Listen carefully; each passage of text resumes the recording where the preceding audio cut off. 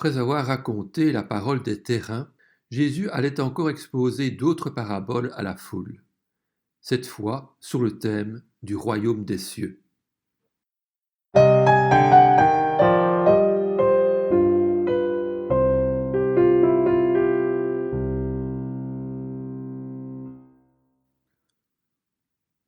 Nous sommes toujours à Capernaum en Galilée.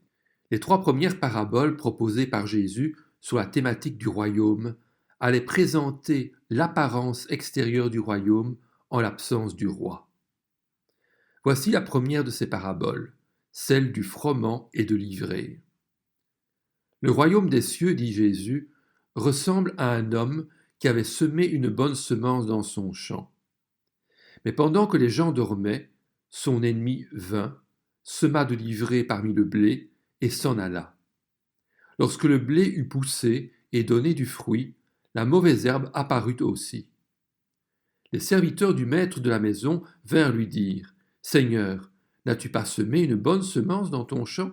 Comment se fait-il donc qu'il y ait de la mauvaise herbe ? » Il leur répondit : « C'est un ennemi qui a fait cela. » Les serviteurs lui dirent : « Veux-tu que nous allions l'arracher ? » « Non, dit-il, de peur qu'en arrachant la mauvaise herbe, vous ne déraciniez en même temps le blé.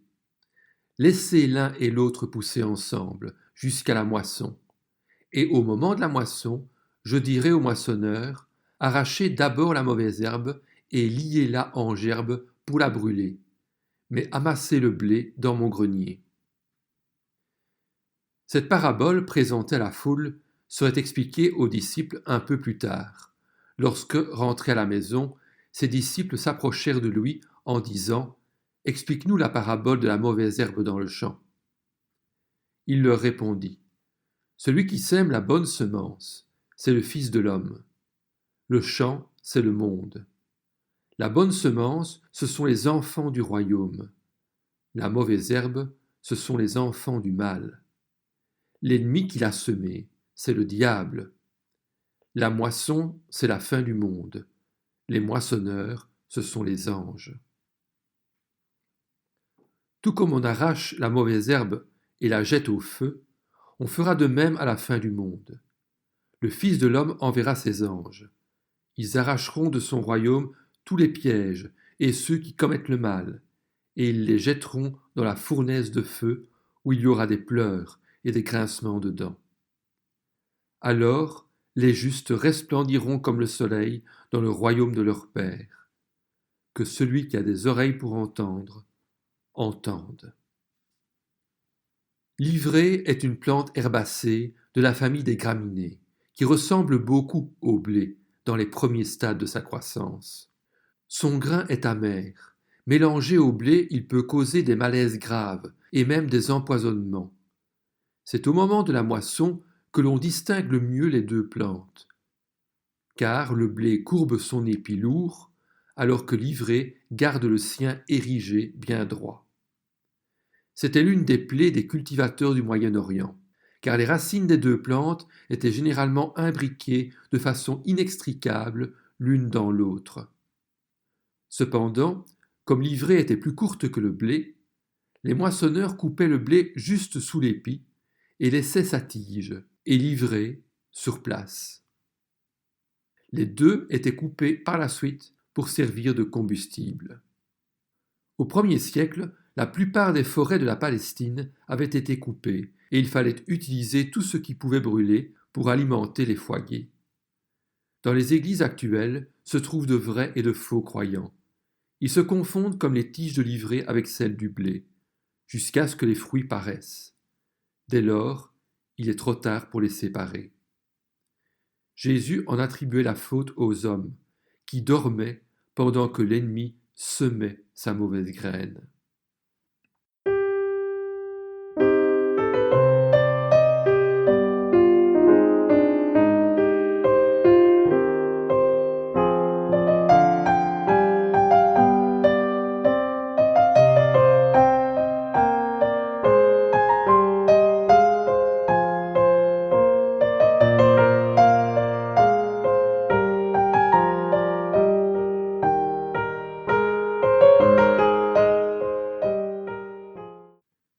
les serviteurs du Maître ne sont pas qualifiés pour ôter l'ivraie.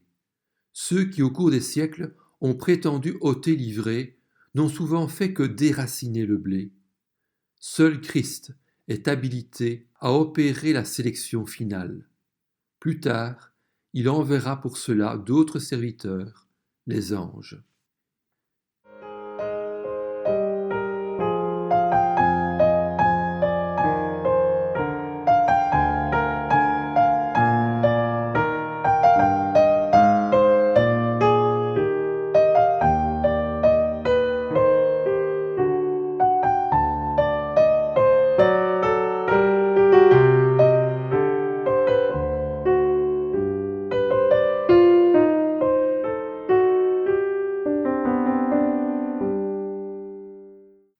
Il n'y a que dans l'Église que le Seigneur donnera des instructions précises afin qu'on n'y laisse pas ceux qui pêchent et ceux qui enseignent ou suivent de fausses doctrines.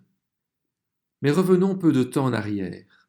Avant d'avoir donné l'explication de la parabole de l'ivraie à ses disciples, Jésus enchaîna sur plusieurs autres paraboles en référence avec le royaume.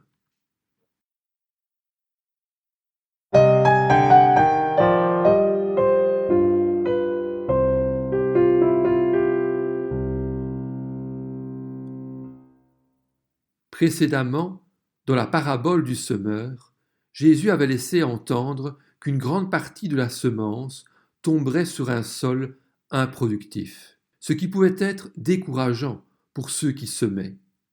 Mais ici, Jésus rassurait.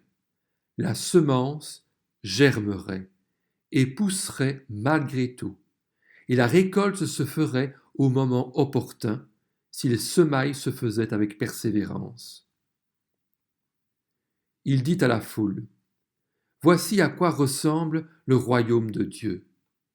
Il est semblable à un homme qui jette de la semence en terre. Qu'il dorme ou qu'il reste éveillé, nuit et jour, la semence germe et pousse sans qu'il sache comment. En effet, d'elle-même la terre produit d'abord l'herbe, puis l'épi, enfin le grain tout formé dans l'épi. Et dès que le fruit est mûr, on y met la faucille, car c'est le moment de la moisson. »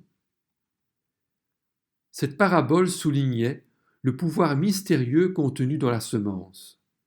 Une semence possédait son propre principe vital, le germe, souvent invisible à l'œil nu, qui se développait sous l'effet d'un environnement favorable.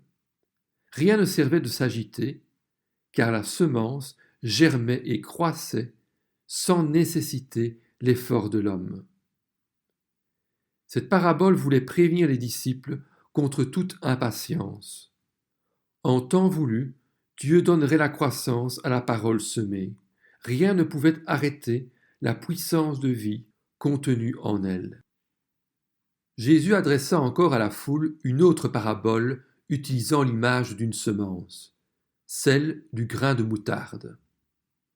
Le royaume des cieux, dit-il, ressemble à une graine de moutarde, qu'un homme a prise et semée dans son champ. C'est la plus petite de toutes les semences, mais quand elle a poussé, elle est plus grande que les légumes et devient un arbre, de sorte que les oiseaux du ciel viennent habiter dans ses branches.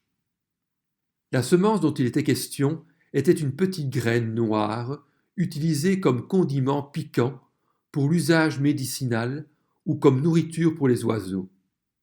Il n'était donc pas surprenant pour l'auditeur d'entendre que les oiseaux nichaient dans ses branches. Autour du lac de Galilée, ces plants pouvaient atteindre plus de 3 mètres et parfois près de 5 mètres de haut.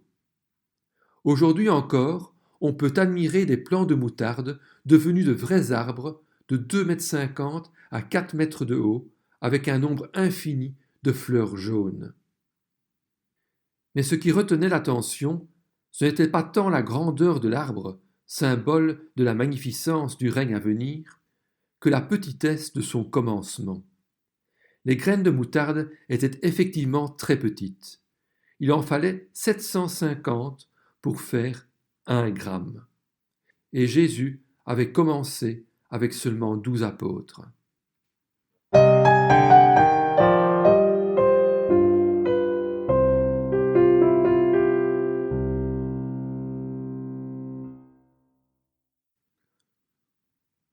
Les 3 dernières paraboles de Jésus sur le thème du royaume exposaient les caractères intérieurs de celui-ci. Le royaume des cieux, dit-il, ressemble encore à un trésor caché dans un champ. L'homme qui l'a trouvé le cache, et dans sa joie, il va vendre tout ce qu'il possède et achète ce champ. Le royaume des cieux ressemble encore à un marchand qui cherche de belles perles.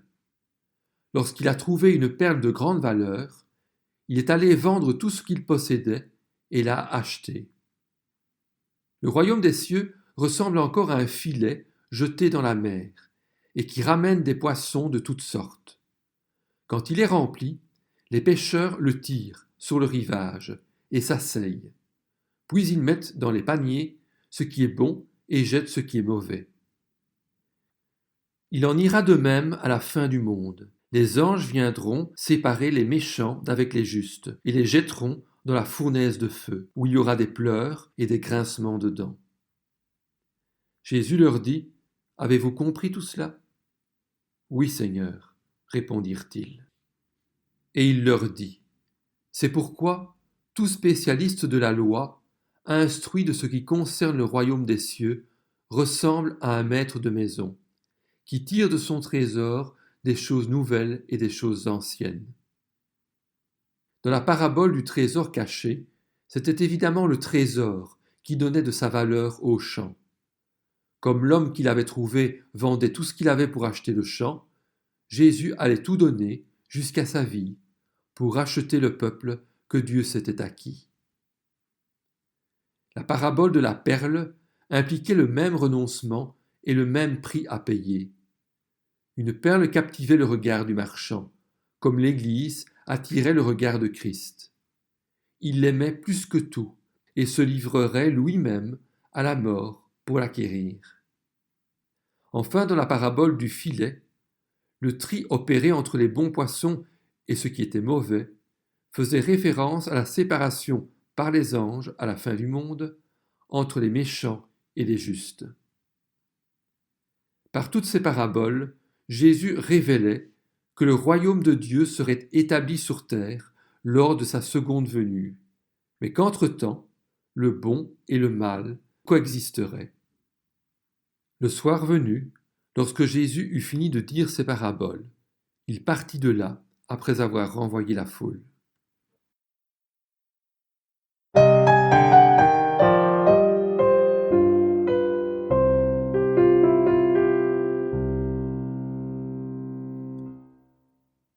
Jésus dit alors à ses disciples : « Passons sur l'autre rive. » Et ceux-ci l'emmenèrent dans la barque où il se trouvait. Il y avait aussi d'autres barques avec lui. Lors de la traversée, dans la lumière teintée de rose et de gris du lac, Jésus s'endormit. Mais voilà qu'un vent violent s'éleva. Un tourbillon s'abattit sur le lac et les vagues se jetaient sur la barque au point qu'elle se remplissait déjà.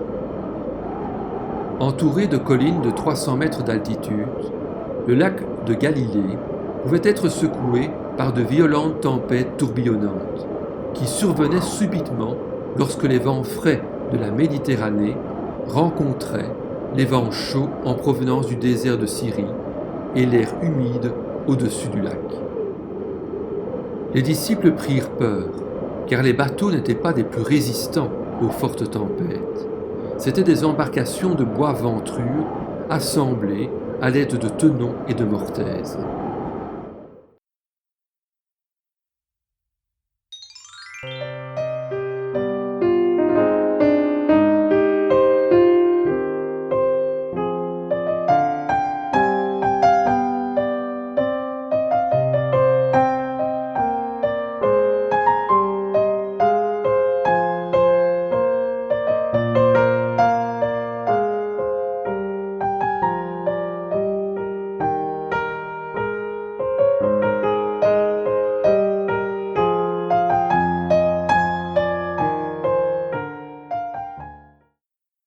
Pendant la tempête, Jésus continuait de dormir à l'arrière de la barque, sur un coussin. Ses disciples le réveillèrent donc et lui dirent : « Maître, cela ne te fait rien que nous soyons en train de mourir ?» Il se réveilla, menaça le vent et dit à la mer : « Silence, tais-toi !» Le vent tomba et il y eut un grand calme. Puis Jésus leur dit : « Pourquoi êtes-vous si craintifs ? Comment se fait-il que vous n'ayez pas de foi ?» Ils furent alors saisis d'une grande frayeur et ils se disaient les uns aux autres : « Qui donc est cet homme ? Même le vent et la mer lui obéissent. »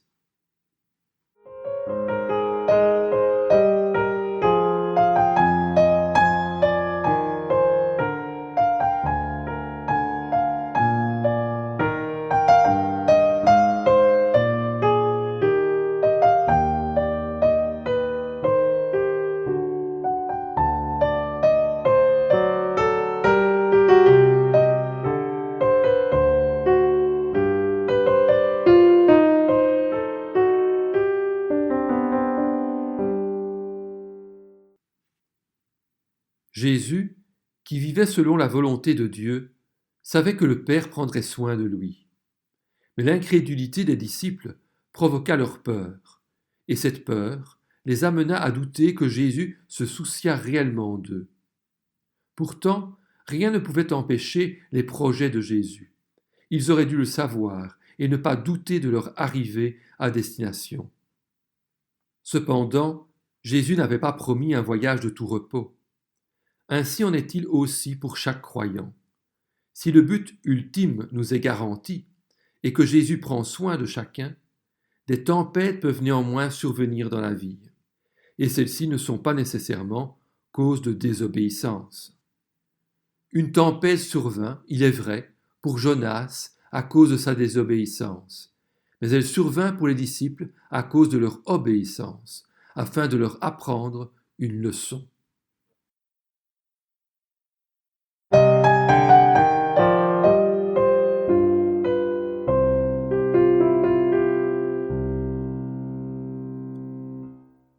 Lorsqu'ils furent arrivés sur l'autre rive du lac, dans le pays des Gadaréniens, dès que Jésus fut hors de la barque, un homme vint à sa rencontre. Il ne portait pas de vêtements et n'habitait pas dans une maison. Cet homme habitait dans les tombeaux, lieu considéré comme impur et hanté par les démons, ce qui rendait l'homme impur. Il était animé par un esprit impur et personne ne pouvait plus l'attacher, même avec une chaîne.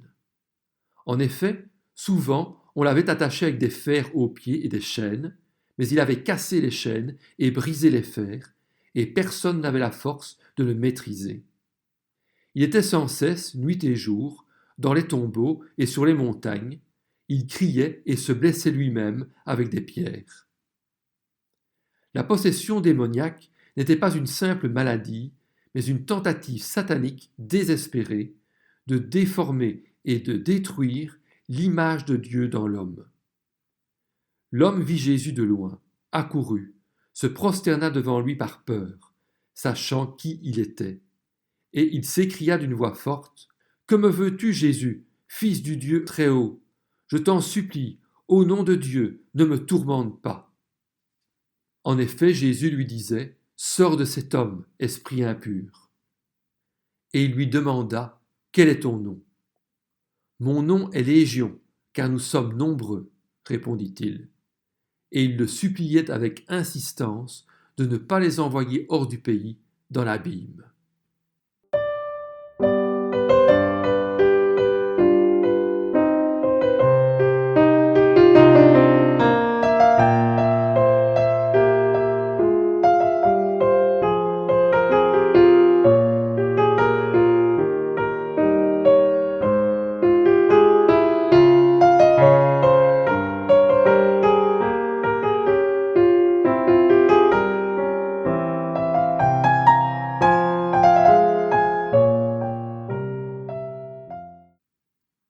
Les mauvais esprits ne connaissaient pas les intentions de Jésus, mais ils savaient qu'il serait jugé et condamné au jour du jugement dernier, et ils ne voulaient pas être tourmentés avant le temps.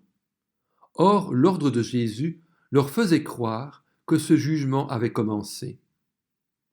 Mais l'autorisation qu'il allait leur donner leur montra que ce n'était pas le cas. Il y avait en effet là, vers la montagne, un grand troupeau de porcs en train de chercher à manger. Les porcs abondaient dans cette région. Tous les démons le supplièrent. Envoie-nous dans ces porcs, afin que nous entrions en eux. Et il le leur permit aussitôt. Les esprits impurs sortirent de l'homme, entrèrent dans les porcs, et le troupeau se précipita du haut de la falaise dans le lac. Il y avait environ 2000 porcs, et ils se noyèrent dans le lac.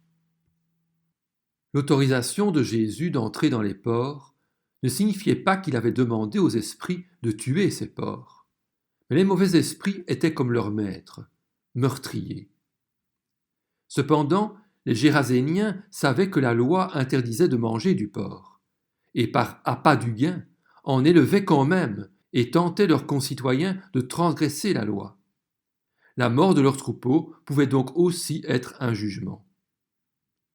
Les gardiens du troupeau s'enfuirent et allèrent raconter ce qui s'était passé dans la ville et dans les campagnes. Et ce récit était si incroyable que beaucoup allèrent voir sur place ce qui était arrivé. Ils vinrent vers Jésus et virent le démoniaque, celui qui avait eu la légion de démons, assis, habillé et dans son bon sens. La transformation était si complète que les gens de la ville furent saisis de frayeur. Ceux qui avaient été témoins de la scène leur racontèrent ce qui était arrivé aux démoniaques et aux porcs. Alors ils se mirent à supplier Jésus de quitter leur territoire, car ils étaient saisis d'une grande crainte. Ils s'attachaient au désastre survenu à leur troupeau plutôt qu'à la guérison miraculeuse opérée par Jésus, montrant ainsi leur endurcissement. Comme Jésus montait dans la barque, celui qui avait été démoniaque le suppliait, demandant à l'accompagner. Jésus ne le lui permit pas, sachant que sa place était dans son propre foyer parmi les siens. Il lui dit « Va dans ta maison, vers les tiens, et raconte-leur tout ce que le Seigneur a fait pour toi, comment il a eu pitié de toi. » Cette demande de Jésus de raconter ce qu'il avait fait pour le démoniaque contraste avec les injonctions au silence faites dans d'autres cas. Mais ici, en terre païenne, le danger d'une fausse interprétation de sa messianité était bien moindre qu'en Israël. L'homme s'en alla donc et se mit à proclamer, non pas seulement dans la ville, mais dans toute la Décapole, tout ce que Jésus avait fait pour lui. Et tous étaient dans l'étonnement. Jésus reviendra plus tard dans la Décapole et sera bien reçu, ce qui montre que le témoignage du démoniaque avait porté du fruit, même si l'homme n'était plus mentionné.